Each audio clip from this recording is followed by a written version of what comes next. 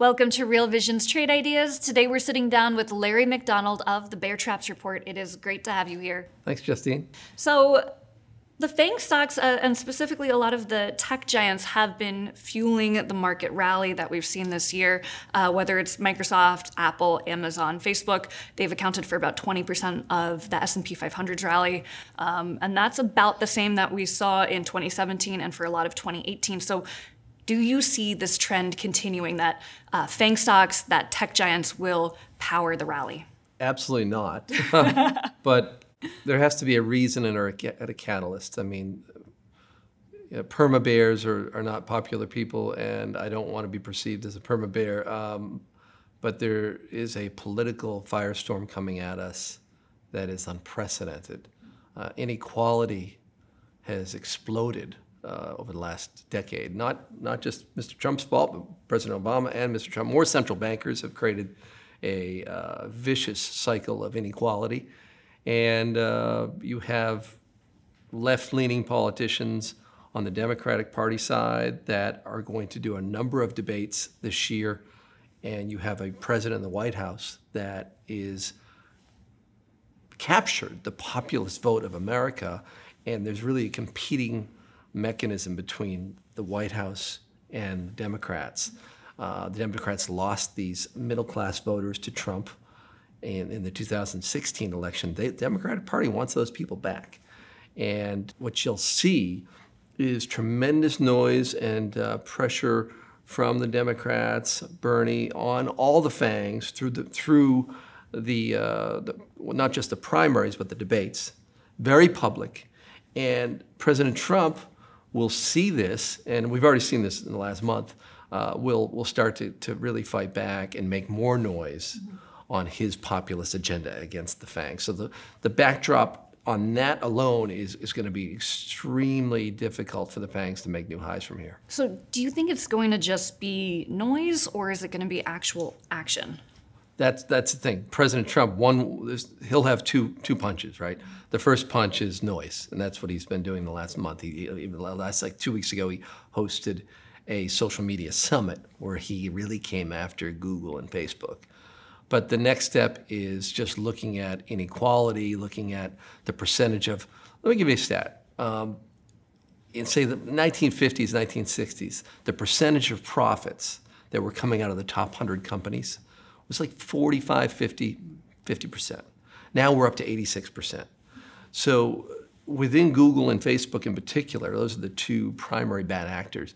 You have just a real problem coming at them from the DOJ, FTC, and you're going to see real action because that's President Trump's antidote to the Democrats. It's not just talk, but following up with action, because the Democratic Party obviously is not in control of the White House. So he'll counter their noise with action, his administration, very aggressive action over the next, as you head toward the election against, we think, Facebook and Google.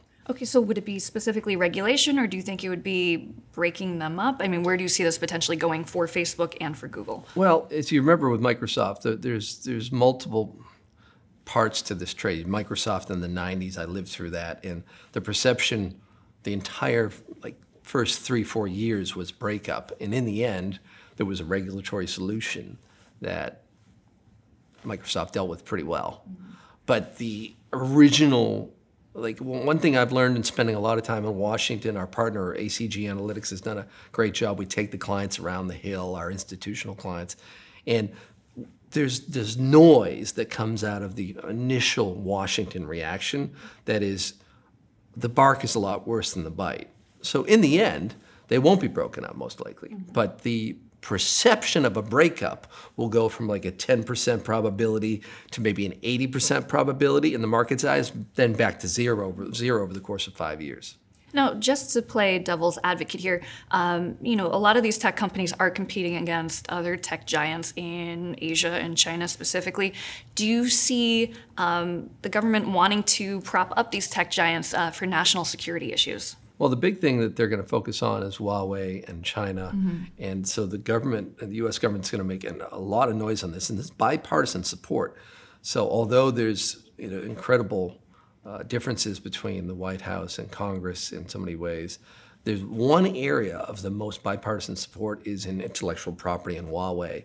So I think that's where you're going to see, if the president doesn't do enough on this China trade deal to really pound home and penalize Huawei for their intellectual property violations, you're going to see real action out of Congress. So it's much more going to be focused on intellectual property and not so much defending U.S. companies. Okay. Now, in terms of Facebook and Google specifically, beyond the threat of regulation, do you see them as overbought anyway? What metrics are you looking at there? Price to sales. I mean, you want to buy FAANGs when they're 3, 4, 5 times sales and sell them when they're 10 times sales. If you look back over the last 10 years, right now, they're at the high water mark. They're right around 10 times sales again. And the other great lesson for young people watching us right now, the one thing I've learned over my career is when you have a sector that's close to 30% of the S&P 500's market capitalization, that's just a natural risk-reward sell signal. 10 years ago, when I wrote my book, Colossal Failure of Common Sense, but one of the things that we talked about in that book is the financials 11 years ago were close to 30% of the S&P market capitalization. And the financials, and the tech stocks, oh, by the way, were less than 9%. So 11 years ago, the most popular sector for investors watching us right now, 10, 11, 12 years ago, was the financials. And we know what happened there. And the least popular sector a decade ago was tech. And now it's completely reversed. You know, financials are a joke, staples are a joke, energy's a joke. Energy's gone from 20% of the S&P to less than 8% of the S&P market capitalization. So the bottom line is you just have a very crowded trade. Too many people globally are hiding out in FAANGs. Too many people have come into the U.S. FAANGs are being treated almost like a money market fund where you can just, they're so liquid and there's just so much capital there. And it's the most crowded trade we've seen this year. So then how would you go about trading your thesis here? Well, at the Bear Trap Support, we have institutional clients for the most part, about 85, 90% institutional hedge funds, asset managers. There we do a long-short combination. And for our financial advisors, we just recommend underweight tech and overweight telecom.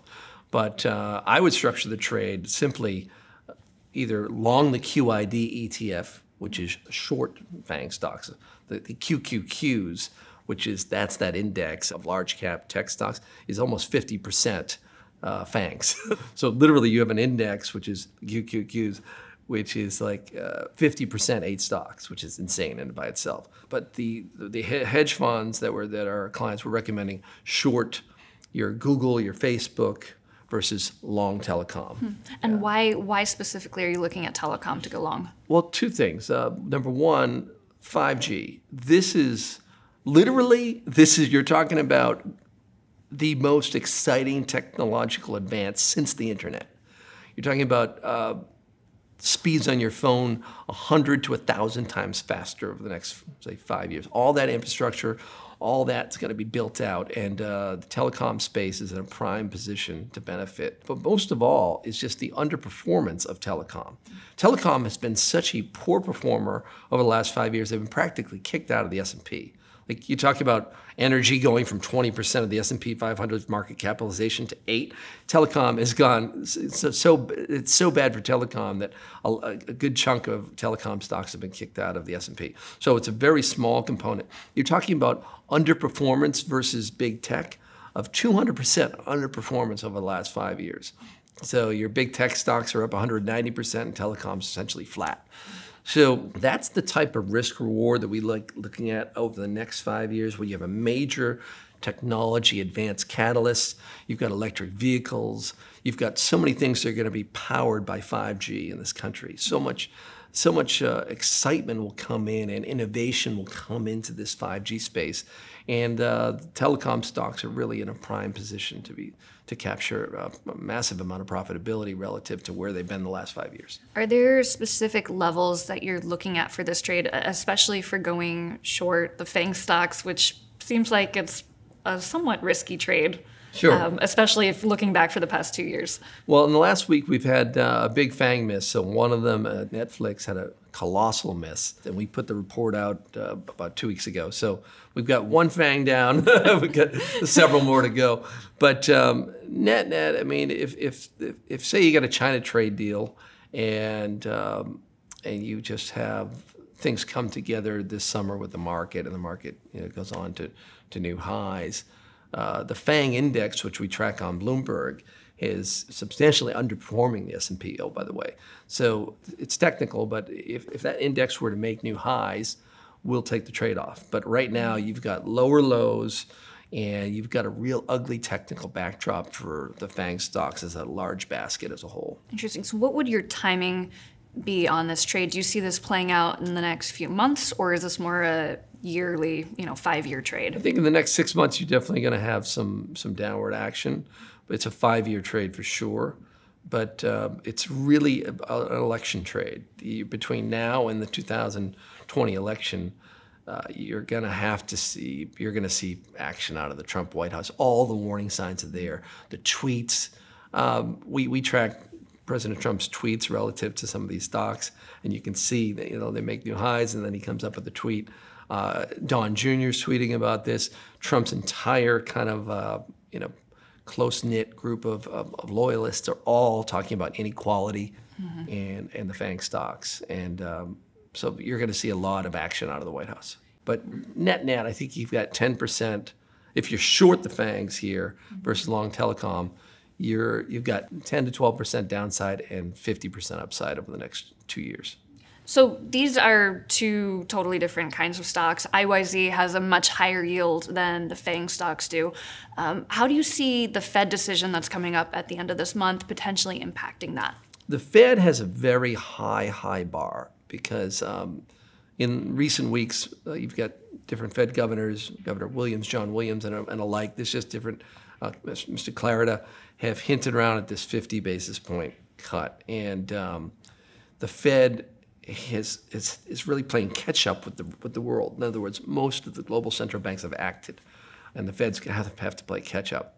So, number one, if the Fed goes aggressive, which we think they will, that's going to really help the telecom space, because once again, a more accommodative Fed lowering rates that juices dividend plays, and that's where telecom has a major advantage over FAANG stocks. So what do you see as the potential biggest risk to this trade? Biggest risk is just more crowding passive asset management. So, it's really, I don't want to call it an ignorant, crowded trade, but you had $1 trillion in passive asset management, say 6-7 years ago. Now you have $7-8 trillion. It's a freight train and then let's describe what passive asset management is. It's just index funds.